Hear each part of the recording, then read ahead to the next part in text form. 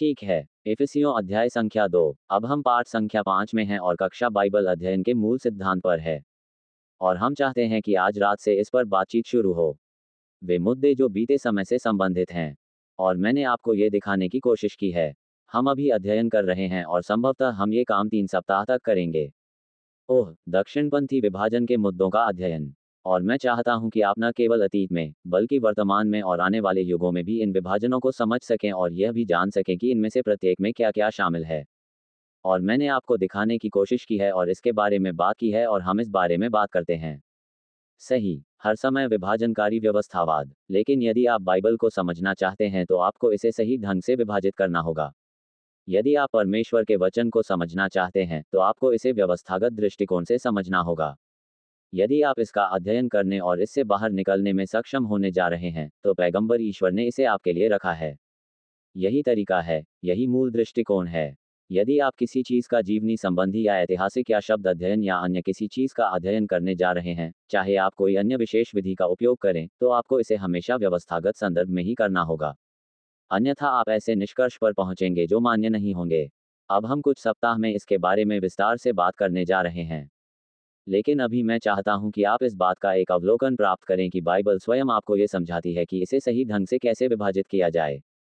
इसलिए आपको आगे जाने की जरूरत नहीं है और आपको लाकिन की प्रणाली या स्कोफील्ड प्रणाली या किसी और की प्रणाली पर निर्भर रहने की जरूरत नहीं है। आप मूलतः इसे पवित्र शास्त्र में ही पढ़ सकते हैं। अब हमने इफिसियों के अध्याय 2 को देखा है और हमने देखा है कि इफिसियों 2 की आयत 11 में पौलुस आपको मनुष्यों के साथ परमेश्वर के व्यवहार का मूलतः 3 भागों में विभाजन बताता है। आयत संख्या 11। इसलिए स्मरण करो कि तुम जो पहले शारीरिक रीति से अन्यजातीय हो, जिसे अधर्म का निर्णय नहीं परंतु शरीर में हाथ का खतना कहा जाता है, उस समय मसीह से अलग और इसराइल की प्रजा के पद से अलग किए हुए और प्रतिज्ञा की वाचाओं के भागी न हुए और आशाहीन और जगत में परमेश्वर रहित हो। अतः वहां वह समय है जिसे वह बीता हुआ समय कहते हैं। परंतु अब वह कहता है कि मसीह यीशु में तुम जो पहले दूर थे, मसीह के लोहू के द्वारा निकट हो गए हो। फिर 7वीं आयत में कि आने वाले युगों में वह हमारे प्रति अपने अनुग्रह की असीम समृद्धि दिखाए। मुझे खेद है कि मुझे 20 साल हो गए हैं। मैं उस श्लोक को उद्धृत करना शुरू करता हूं और मेरा मन ऊपर उठ जाता है। मेरे मन में एक छोटा सा संकेत उभरता है। इसमें कहा गया है, शर्त लगाए कि आप बिना गलती किए इसमें सफल नहीं हो सकते। और फिर मैं इसे खो देता हूं, तुम्हें पता है। और यदि वह आने वाले युगों में ऐसा करने का प्रयत्न न करे, तो वह मसीह यीशु के द्वारा हम पर अपने अनुग्रह और दया का असीम धन दिखाएगा। आने वाले युग। अब वे 3 मूल विभाजन, अतीत का समय, लेकिन अब और आने वाले युग, वे विभाजन पौलुस के मन में हैं। परमेश्वर का व्यवहार इसी प्रकार से होता है। और बीते समय में, अतीत में मूल विशेषता ये थी कि खतना और खतना रहित लोगों के बीच विभाजन था। एक ओर खतना वाले लोग हैं और दूसरी ओर खतना रहित लोग हैं और उनके बीच विभाजन है। और जब प्रभु यीशु मसीह आते हैं तो वे यहाँ नीचे के खतना रहित लोगों से कहते हैं कि तुम मसीह के बिना थे, क्योंकि जब वे आए तो वे खतना किए हुए लोगों के एक भाग के रूप में यहाँ आए। और हमने आपसे इस बारे में बात की है कि कैसे आपकी बाइबल उत्पत्ति से लेकर मलाकी तक अतीत के समय में फिट बैठती है। मत्ती, मरकुस, लूका और यूहन्ना की पुस्तकें अतीत के समय में फिट बैठती हैं। मसीह कलवरी पर मरते हैं, पुनर्जीवित होते हैं, स्वर्ग में चढ़ जाते हैं, पवित्र आत्मा आता है और प्रेरितों के कार्य की पुस्तक अतीत में शुरू होती है। लेकिन फिर इजराइल का पतन हो जाता है। और जब तक आप प्रेरितों के काम की पुस्तक के अंत तक पहुंचते हैं, तब तक आप आगे बढ़ चुके होते हैं। लेकिन अब अनुभाग में आ जाते हैं। आपको समय मिल जाएगा, पर अब मसीह यीशु में तुम जो पहले दूर थे, निकट हो गए। आप प्रेरित पौलुस की सेवकाई के साथ अतीत से अब वाले भाग में चले जाते हैं। यीशु मसीह स्वर्ग की महिमा से तारसुस के बचाए हुए शाऊल को प्रकट करते हैं तथा उसे परमेश्वर के अनुग्रह से संबंधित जानकारी प्रदान करते हैं। और इसका संबंध उस रहस्य से है जिसे वह रहस्य कहता है। यहाँ इस जानकारी के बारे में बात की जाती है, प्रचार किया जाता है और समझाया जाता है। ये जानकारी तब तक गुप्त रखी गई जब तक कि पौलुस ने इसे लिख नहीं लिया। तो आप पाते हैं कि रोमियो में फिलेमोन के माध्यम से, आपके बाइबल में पौलुस के पत्रों में, देखिए स्कोफील्ड ने ये कहा। खैर, वह कहते हैं कि अकेले पौलुस के लेखों में आप कलीसिया अर्थात मसीह की देह के आचरण और सिद्धांत, कर्तव्य और नियति को पाते हैं। खैर, एक दिन मसीह के शरीर में परमेश्वर का उद्देश्य पूरा हो जाएगा। वह कलीसिया को अर्थात मसीह के शरीर को स्वर्गारोहण के समय ले जाएगा और फिर वह यहाँ वापस आएगा और आने वाले युगों में अपने व्यवहार को वहीं पर ले जाएगा जहाँ से उसने यहाँ छोड़ा था। उन्होंने ये कार्यक्रम पूरा नहीं किया, इसलिए इस कार्यक्रम का समापन यहीं पर किया जाएगा। ओह, पृथ्वी पर क्रोध का समय आएगा। मसीह वापस आएगा, वह अपना राज्य स्थापित करेगा, शैतान को 1000 वर्षों के लिए अथाह गड्ढे में बांध देगा और मसीह निर्देशों का पालन करेगा। अब आप कहते हैं, लेकिन आप बार बार अपने आप को दोहरा रहे हैं। लेकिन मैं ऐसा करना छोड़ दूंगा। मैं अब आपसे यह अपेक्षा रखूंगा कि आप ये जान सकें, ये समझ सकें और अपना संदर्भ ढांचा बना सकें। क्योंकि यदि आप बाइबल का अध्ययन करेंगे, चाहे आप धर्मशास्त्र में कहीं भी हों, यदि आप जानेंगे कि मैं मत्ती या मरकुस या लूका का अध्ययन कर रहा हूं, तो मैं इसमें हूं, समय बीत जाएगा। पृथ्वी को पता चल जाएगा कि आप कहां हैं। यदि आप जेम्स का अध्ययन कर रहे हैं, तो आप जानते हैं कि आप कहां हैं। यदि आप गलातियों का अध्ययन करते हैं तो आप जानते हैं कि आप कहां हैं। यदि आप ऐसा करेंगे तो आप सीमाएं बनाए रख सकेंगे। तुम खो मत जाना। हो सकता है कि आप जो पढ़ रहे हैं उसका हर विवरण न समझ पाएं, लेकिन कम से कम आपको ये तो पता होगा कि उसके टुकड़े कहाँ फिट होते हैं। तो आप यहाँ से कोई टुकड़ा उठाकर अपने ऊपर थोपने की कोशिश नहीं कर रहे हैं। यहाँ से कुछ लेकर उसे गलत ढंग से समझने और उसका गलत इस्तेमाल करने की कोशिश नहीं कर रहे हैं। और यह महत्वपूर्ण है। अब मेरे साथ इफिसियों के दूसरे अध्याय पर चलें और मैं आज रात आपके साथ अध्ययन करना चाहता हूँ। अतीत में क्या घटित हुआ था, इफिसियों अध्याय 2 पद 11 में बताया गया है। इसलिए स्मरण रखो कि तुम भी पूर्व काल में शरीर के अनुसार अन्य जातीय थे। अब शायद मैं आपसे एक बात कहना चाहूंगा। इससे पहले कि हम आगे पद संख्या 2 पर जाएं, पद संख्या 1 पर वापस जाएं। इफिसियों 2:1 और तुम वे हो जो पुनर्जीवित हुए थे, जो अपराधों और पापों के कारण मरे हुए थे, जिनमें तुम पहले इस संसार की रीति के अनुसार चलते थे, अभिव्यक्ति, बीता हुआ समय और अभिव्यक्ति। लेकिन अब बाइबल में शब्द का प्रयोग दो तरीकों से किया गया है।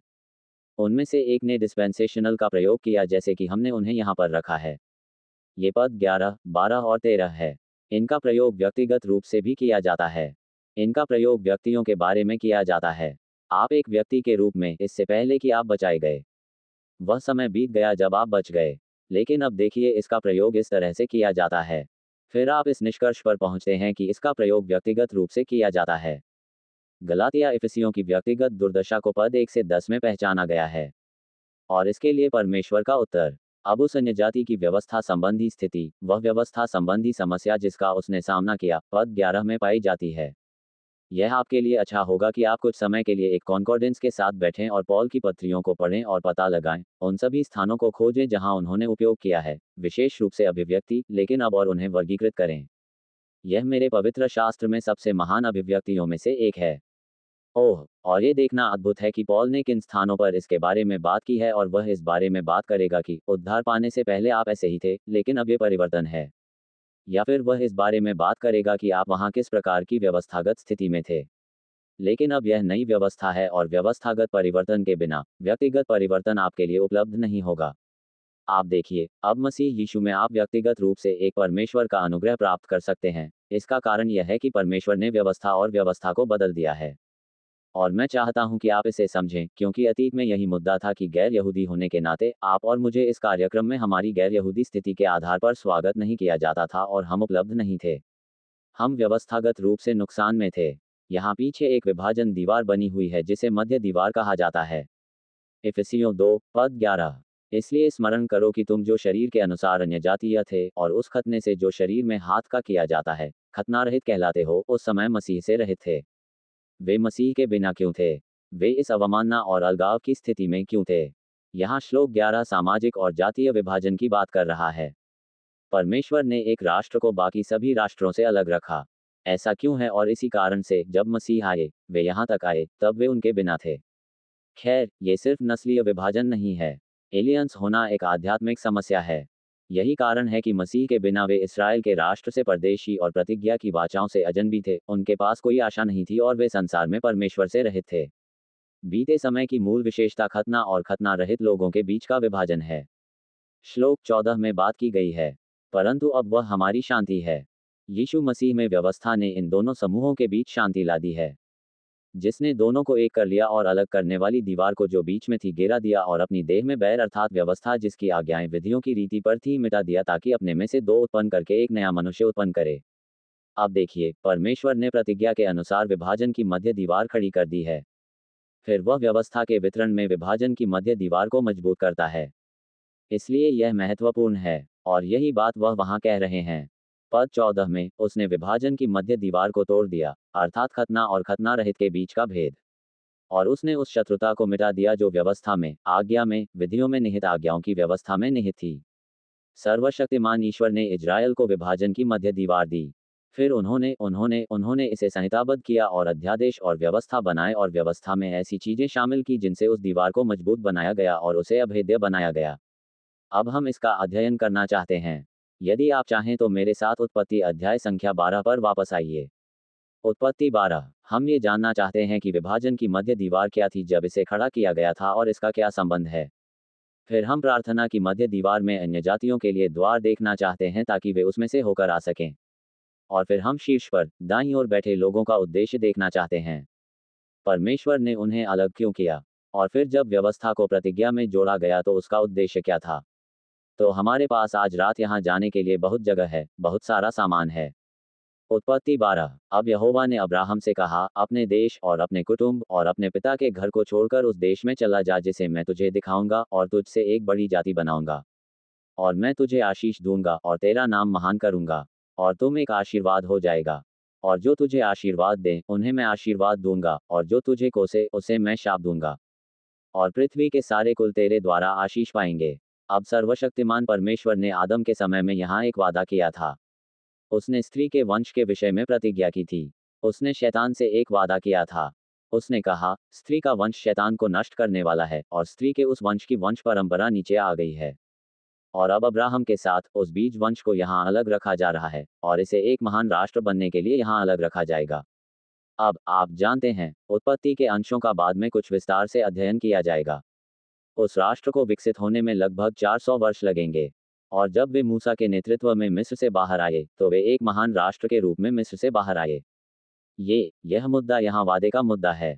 परमेश्वर वंश अर्थात उद्धारक का वादा करता है और वह उस वंश परंपरा को अब्राहम के वंश तक सीमित कर देता है। ऐसा करने का कारण उत्पत्ति अध्याय 11 में बाबेल का गुम्मट बताया गया है। उन्होंने विश्व के राष्ट्रों को यह कहने की अनुमति दी कि हम ईश्वर को अपने ज्ञान में नहीं रखना चाहते, इसलिए परमेश्वर ने उन्हें त्याग दिया। रोमियों को एक परमेश्वर ने छोड़ दिया। परमेश्वर ने उन्हें त्याग दिया। परमेश्वर ने उन्हें 3 बार आत्मा, प्राण और शरीर दिया। परमेश्वर ने अन्य जातियों को अपने अपने मार्गों पर चलने के लिए छोड़ दिया है ताकि वे अपने अपने मार्गों पर चलें। और वह राष्ट्रों में से एक व्यक्ति को अलग करता है जिसके माध्यम से उस वंश का विकास होगा और वह एक राष्ट्र का निर्माण करेगा। अब यदि आप चाहें तो मेरे साथ अध्याय 13 पर आइए।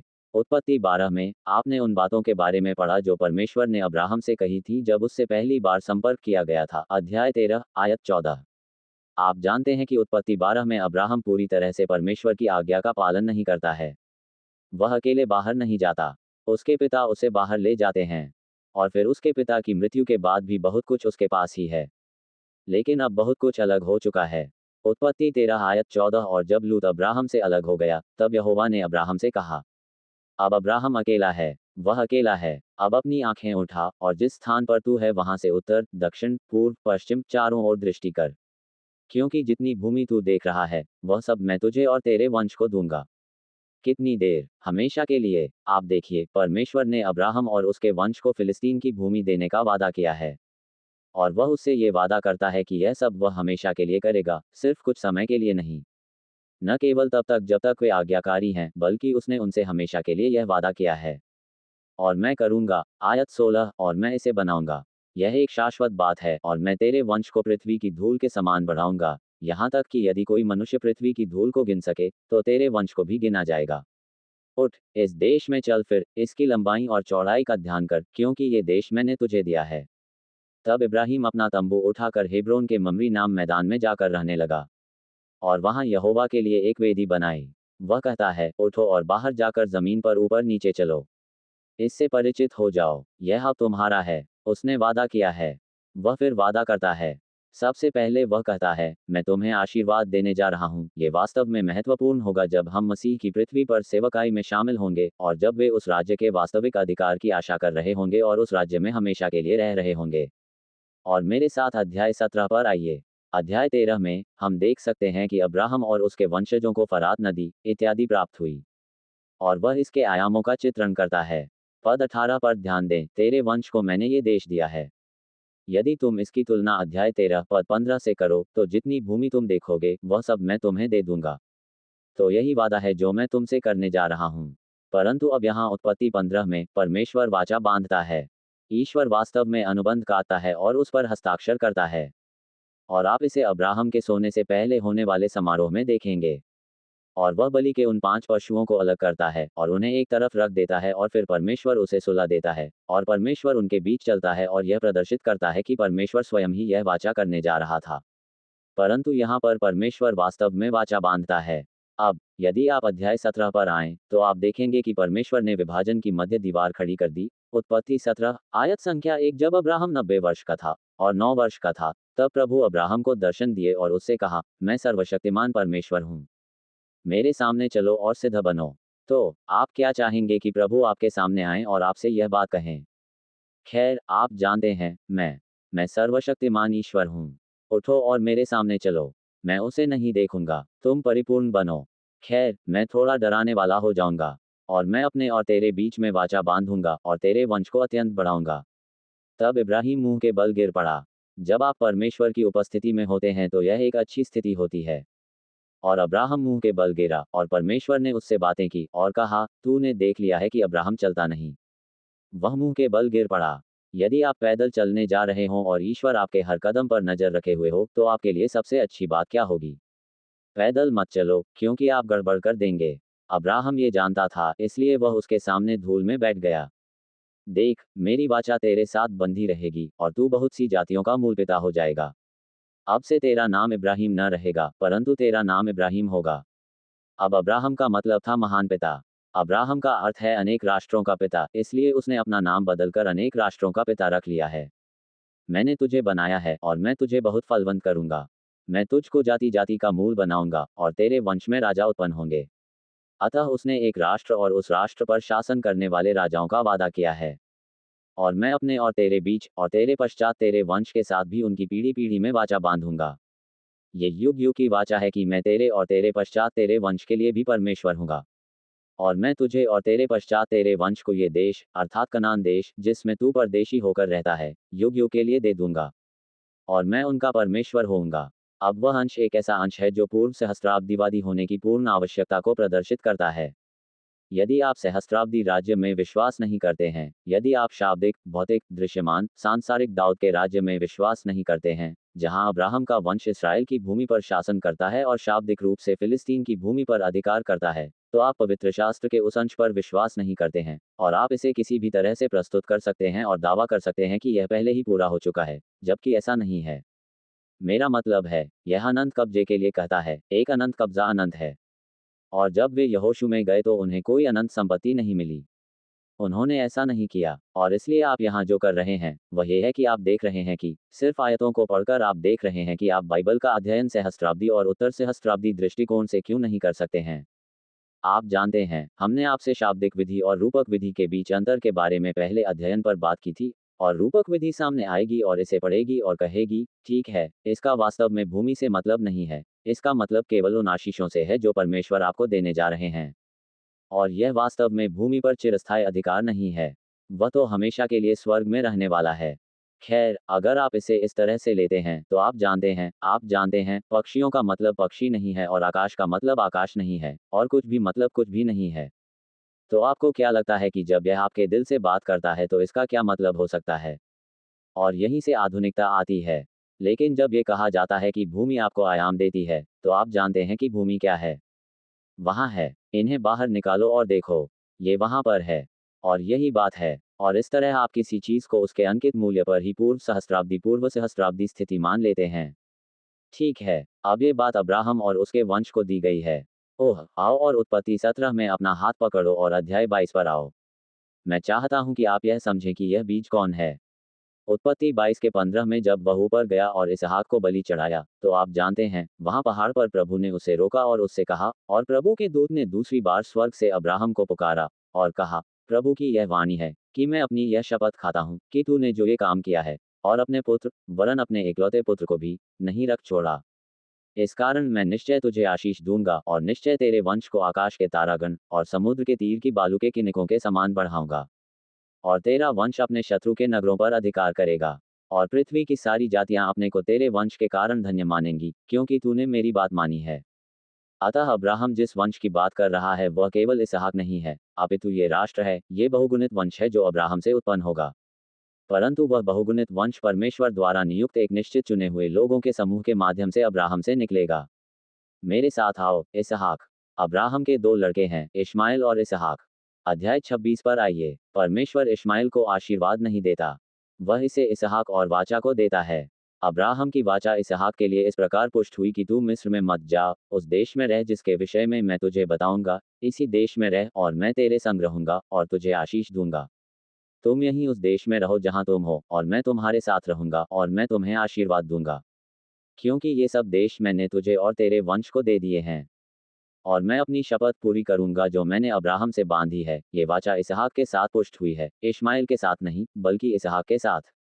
अध्याय 28 पर आइए। इसहाक के दो लड़के हैं, एसाव और याकूब, और वाचा भी। परमेश्वर ने याकूब को चुना, एसाव को नहीं। परमेश्वर उन लड़कों में से एक, याकूब को चुनता है और याकूब के साथ वाचा को पुष्ट करता है। आप जानते हैं, लोग कहते हैं, ठीक है, याकूब ने अपने भाई से आशीर्वाद चुरा लिया जब उसने एसाव और उसके पिता के साथ थोड़ी सी साजिश की, लेकिन इस तरह से उसे आशीर्वाद नहीं मिला। उसे यह आशीर्वाद इसलिए मिला क्योंकि यह आशीर्वाद उसे परमेश्वर ने दिया था। ओह, उत्पत्ति 28 श्लोक 13। अब वह बेतल में है और वह अपने भाई से भागते हुए यहाँ तारों के नीचे सो रहा है। और देखो, प्रभु उसके ऊपर खड़ा था। आप जानते हैं, उसका सपना सीढ़ी के बारे में था। और यहोवा स्वर्ग से ऊपर नीचे आकर उसके ऊपर खड़ा होकर कहने लगा, मैं यहोवा तेरे पिता अब्राहम का परमेश्वर और इसहाक का भी परमेश्वर हूँ, अर्थात उस देश का परमेश्वर जिस पर तू लेटा है। मैं उसे तुझको दूंगा और तेरे वंश को भी दूंगा, और तेरा वंश पृथ्वी की धूल के समान होगा। और तू पश्चिम, पूर्व, उत्तर, दक्षिण चारों ओर फैल जाएगा। और तेरे द्वारा और तेरे वंश के द्वारा पृथ्वी के सारे कुल आशीष पाएंगे। उस अब्राहमिक वाचा का पुनः कथन देखो, वह अब्राहमिक प्रतिज्ञा जो तुम्हारे लिए है, और तुम्हारे वंश के कारण पृथ्वी की सारी जातियां आशीष पाएंगी। तो बात यह है, अब्राहम, फिर इसहाक, फिर याकूब, और याकूब से यह सभी 12 गोत्रों को और उनसे उत्पन्न होने वाली जाति को मिलेगा। मेरे साथ व्यवस्था विवरण अध्याय संख्या 1 पर आइए। व्यवस्था विवरण अध्याय 1, पद संख्या 8। मूसा इसराइल राष्ट्र के साथ खड़ा है, क्योंकि वे वादा किए हुए देश में जाने की स्थिति में हैं। व्यवस्था विवरण 18, 1-16 सुनो, मैंने उस देश को तुम्हारे सामने रख दिया है, कि तुम उसमें जाओ और उस पर अधिकार करो। ध्यान दो कि यहोवा ने तुम्हारे पूर्वजों इब्राहिम, इसहाक और याकूब से क्या शपथ खाई थी, कि मैं तुम्हें और तुम्हारे पश्चात तुम्हारे वंश को भी ये वस्तुएं दूंगा। इसलिए परमेश्वर ने वह वस्तु पूरे राष्ट्र अर्थात इसराइल को दे दी। अतः यहाँ पर आपके पास यह है कि परमेश्वर ने लोगों के एक समूह को अलग रखा है और उनमें से एक राष्ट्र का निर्माण किया है, जिन्हें इस धरती पर अधिकार करना है और उस धरती को भर देना है, और जो पृथ्वी के अन्य राष्ट्रों के लिए आशीर्वाद बनने हैं। अन्यजाति राष्ट्रों को तुझ में इन लोगों के माध्यम से आशीर्वाद प्राप्त करना है। तेरे वंश के कारण पृथ्वी की सारी जातियां आशीष पाएंगी। जो बात अब्राहम से कही गई, वह इसहाक तक पहुंची, वह याकूब तक पहुंची और वह राष्ट्र तक पहुंची। अतः परमेश्वर ने जो किया वह ये है कि उसने उस राष्ट्र को पृथ्वी के अन्य सभी राष्ट्रों से अलग कर दिया, और वे पृथ्वी पर उसकी आशीषों का माध्यम बन गए। अब मेरे साथ उत्पत्ति 17 पर वापस आइए और ध्यान दीजिए कि जब उसने उसे अलग किया तो उसने वह खड़ा किया जिसे पौलुस विभाजन की मध्य दीवार कहता है। और यह समझना महत्वपूर्ण है कि विभाजन की मध्य दीवार क्या है। विभाजन की मध्य दीवार क्या है, मैं इसे आपसे कहना चाहता हूं ताकि आप इसे अपने नोट्स में लिख सकें। स्पष्टतः खतना विभाजन की मध्य दीवार है। यही वह चीज है जो इसराइल को अलग करती है। ये खतना है, और हाथ से बनाया गया शरीर उस वाचा का चिन्ह और मुहर है। और यदि आप उन लोगों की पंक्ति में शामिल हैं जो अब्राहमिक वाचा में हैं, तो खतना शरीर में है। हाथों से किया गया खतना इस बात का संकेत है कि आप वाचा में हैं। अब देखिए उत्पत्ति 17 श्लोक 9 में परमेश्वर ने अब्राहम से कहा, तू अपने प्याले से मेरी वाचा को पालेगा, इसलिए तू और तेरे पश्चात तेरा वंश पीढ़ी पीढ़ी तक ऐसा ही करेगा। यही मेरी वाचा है, जिसे तुम्हें मेरे और अपने बीच में और तुम्हारे पश्चात तुम्हारे वंश के बीच में मानना पड़ेगा। तुम्हारे बीच हर आदमी, बच्चे का खतना किया जाएगा। तुम अपनी अपनी खलड़ी का खतना करवाना। यह मेरे और तुम्हारे बीच में वाचा का चिन्ह होगा। आप देख सकते हैं कि खतना वाचा का प्रतीक था। यही कारण है कि रोमियो 4 कहता है कि उसके पास वाचा का चिन्ह था, धार्मिकता की मुहर जो उसके पास विश्वास के द्वारा थी। पद 12, तुम्हारे बीच में हर एक 8 दिन का बालक खतना किया जाएगा। तुम्हारी पीढ़ी पीढ़ी में जो कोई भी घर में पैदा हुआ हो या किसी अजनबी के पैसे से खरीदा गया हो, जो तुम्हारे वंश का नहीं है, 8वें दिन धार्मिक समारोह के रूप में उसका खतना किया जाता है। ये स्वच्छता नहीं है, ये स्वास्थ्य नहीं है, यह एक धार्मिक समारोह है। इसलिए जब यीशु मसीह 8 दिन का हुआ तो उसे उठाकर ले जाया गया और उसका खतना किया गया। लूका अध्याय 2। यह एक धार्मिक समारोह था। पद 13, जो तेरे घर में उत्पन्न हुआ है और जो तेरे धन से खरीदा गया है, उसका खतना अवश्य होगा, और इस बात पर जोर दे, मेरी वाचा तुम्हारे शरीर में सदा की वाचा होगी। इसीलिए इफिसियों 2:12 में कहा गया है, ये हाथों से किया गया शरीर का खतना है। इतना ही, ये वह खतना है जो व्यक्ति को परमेश्वर द्वारा अब्राहम के साथ बांधी गई अनंत वाचा का भाग होने के रूप में पहचान देता है। श्लोक 14, और जो खतना रहित पुरुष बालक हो, जिसकी खलड़ी का खतना न हुआ हो, वह प्राणी मारा जाए। देखो, उसने अपने लोगों से क्या काट डाला। उसने मेरी वाचा को तोड़ा है। परमेश्वर के उद्देश्य उन लोगों के साथ हैं। और ये अध्याय संख्या 8। प्रथम राजा अध्याय संख्या 8। सुलेमान मंदिर का समर्पण कर रहा है। वह देश इजराइल और विभिन्न मुद्दों के बारे में प्रार्थना कर रहे हैं और इजराइल के बारे में याचिकाएं दायर कर रहे हैं। और वह उनके बारे में पद संख्या 53 में कहता है, प्रभु के विषय में बात करते हुए, क्योंकि तूने उन्हें अलग किया पृथ्वी के सभी लोगों में से, यह इस्राएल है। क्यों तेरी विरासत बने परमेश्वर क्या करें। उसने उन्हें अलग किया और उसने उसे एक चिन्ह और उस पृथक्करण की मुहर दी जिसे उन्हें अपने शरीर में धारण करना था, ताकि यह स्पष्ट हो जाए कि वे भिन्न थे। अब आप जानते हैं, मानवीय दृष्टि से कहें तो इन सब के बारे में बहुत सारी बातें हैं, लेकिन आध्यात्मिक मुद्दा यह है कि यह एक प्रतिनिधित्व था कि इस्राएल की संख्या 23 है। 9 कहता है कि आपको इस्राएल को राष्ट्रों में नहीं गिनना है। उन्हें राष्ट्रों में नहीं गिना जाना चाहिए, वे अलग हैं। अब मेरे साथ भजन 147 पर आइए। और भजन 147 और एक हाथ और रोमियो अध्याय 9। रोमियो 9 में भजन 147। भजन 147 आयत संख्या 19 और 20। भजन 147 आयत 19 और 20। बाइबल कहती है, उसने अपना वचन याकूब को बताया। परमेश्वर ने अपना वचन किसे दिया और अपना वचन यहाँ नीचे के लोगों को किसे दिया। उसने याकूब को अपना वचन, इस्राएल को अपनी विधियां और इस्राएल को अपने नियम बताए। अब देखो, उसने किसी भी राष्ट्र के साथ ऐसा व्यवहार नहीं किया है, और उसके निर्णय तो उन्होंने जाने ही नहीं। हे प्रभु, आपकी स्तुति हो। क्या आप परमेश्वर की स्तुति करते हैं कि उसने अपना वचन अन्य जातियों को न देकर इस्राएल को दिया। खैर, मैं इसके लिए परमेश्वर की प्रशंसा नहीं करता। मेरा मतलब है, मुझे आज रात उनकी किताब मिल गई, लेकिन अगर हम अतीत में रहते तो आपके पास वह नहीं होती। ये तुम्हारा नहीं होगा। मेरे साथ रोमियो के 9वें अध्याय पर आइए। रोमियो 9 पद्य 3। क्योंकि मैं ये चाहता था कि मैं अपने भाइयों के लिए जो शरीर के अनुसार मेरे कुटुंबी हैं, मसीह की ओर से शापित होता। और वे इस्राएली हैं और लेपालकपन का अधिकार और महिमा और वाचाएं और व्यवस्था देने और परमेश्वर की सेवा और प्रतिज्ञाएं उन्हीं को प्राप्त हैं, जिनके पिता थे और जो शरीर के विषय में हैं। मसीह आए। यहाँ ऊपर रहने वाले लोगों को 8 गुना विशेषाधिकार प्राप्त हैं, जो नीचे रहने वाले लोगों को नहीं हैं। समय व्यतीत करने का यही अर्थ है। और इसका कारण यह है कि परमेश्वर इन लोगों को यह आशीर्वाद देता है, क्योंकि वे उन राष्ट्रों के लिए आशीर्वाद का माध्यम हैं जो उसे नहीं चाहते थे। अब प्रश्न यह उठता है कि विभाजन की मध्य दीवार क्या है। इसे अपने दिमाग में बैठा लो। विभाजन की मध्य दीवार खतने का मुद्दा है। अगले सप्ताह यहाँ वापस आकर हम अध्ययन करेंगे कि किस प्रकार व्यवस्था उस दीवार को मजबूत बनाता है और नीचे से किसी के लिए ऊपर जाना पूर्णतया असंभव बना देता है, सिवाय इसके कि वे उन दरवाजों से जाएं जिन्हें परमेश्वर ने दीवार में लगाया है। अब आपको ये समझने की आवश्यकता है कि परमेश्वर ने विभाजन की मध्य दीवार में 2 दरवाजे, 2 मार्ग, यदि आप चाहें तो बना रखे हैं, जिनके माध्यम से नीचे से कोई भी व्यक्ति ऊपर जा सकता है और आशीर्वाद प्राप्त कर सकता है। उसने यहाँ 2 दरवाजे, 2 द्वार बनाए हैं, जिससे कोई खतना न किया हुआ कोई अन्य जाति यहाँ आकर इस्राएल से आशीर्वाद प्राप्त कर सकता है। और यहाँ से आशीर्वाद प्राप्त करने का एकमात्र तरीका यह है कि गैर यहूदी यहाँ आएं और 2 दरवाजों में से एक पर दस्तक दें। पहला दरवाजा मेरे साथ निर्गमन अध्याय 12 पर वापस आए। एक हाथ में निर्गमन अध्याय 12 और एस्तेर की पुस्तक का अध्याय 8 प्राप्त करें। मैं तुम्हें इसका एक उदाहरण देता हूँ। निर्गमन 12 और एस्तेर 8। एस्तेर नहमायाह के ठीक बाद और अय्यूब के ठीक सामने है। लेकिन तुम्हें ये बताने की जरूरत नहीं थी, है ना? सही प्रकार की बाइबल मिली। ये पृष्ठ 564 पर है।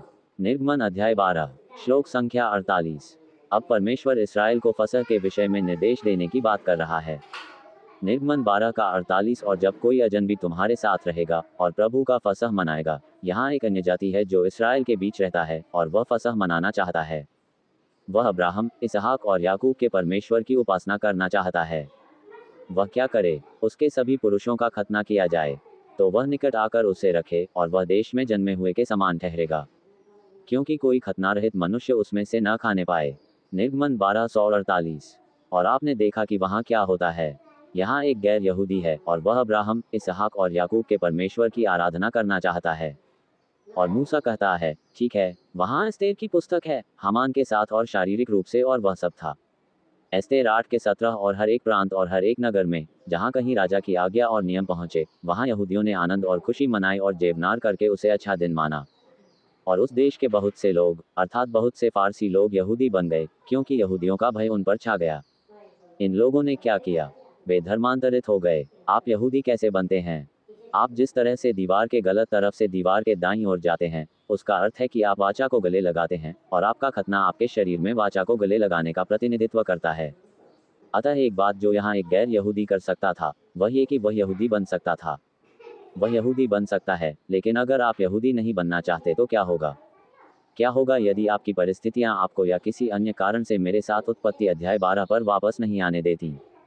उत्पत्ति अध्याय 12। ये बिल्कुल स्वाभाविक एवं स्पष्ट है। यदि आप यहूदी बन गए, तो आप दीवार के दाहिनी ओर होंगे। लेकिन उस आदमी का क्या जो अभी भी दीवार के गलत तरफ नीचे है? क्या ऐसा कोई तरीका है जिससे वह आशीर्वाद प्राप्त कर ले और फिर भी दीवार के गलत पक्ष पर बना रहे? और इसका एक तरीका है उत्पत्ति 12 आयत संख्या 2। और मैं तुझसे एक बड़ी जाति बनाऊंगा और तुझे आशीष दूंगा और तेरा नाम बड़ा करूंगा और तू आशीष का मूल होगा। और जो तुझे आशीर्वाद दें, मैं उन्हें आशीर्वाद दूंगा, और जो तुझे कोसे, उसे शाप दूंगा।